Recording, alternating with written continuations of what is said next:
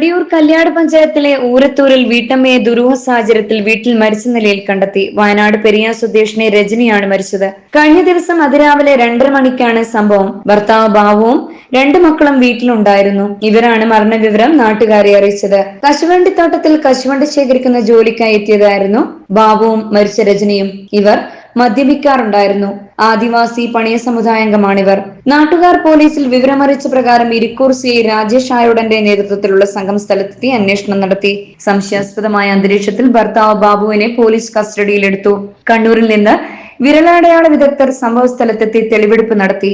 Kannur police superintendent Anuj പെൽവാളും Iritty DYSP Dhananjaya ബാബുവും സ്ഥലം സന്ദർശിച്ചു. മരണകാരണം വ്യക്തമാകുന്നതുവരെ ഭർത്താവ് ബാബുവിനെ പോലീസ് കസ്റ്റഡിയിൽ വെക്കുമെന്ന് പോലീസ് അധികൃതർ അറിയിച്ചു. മൃതദേഹം ഇരിക്കൂർ പോലീസ് ഇൻക്വസ്റ്റ് നടത്തി പോസ്റ്റ്മോർട്ടത്തിനായി കണ്ണൂർ ഗവൺമെന്റ് മെഡിക്കൽ കോളേജ് ആശുപത്രി മോർച്ചറിയിലേക്ക് അയച്ചു.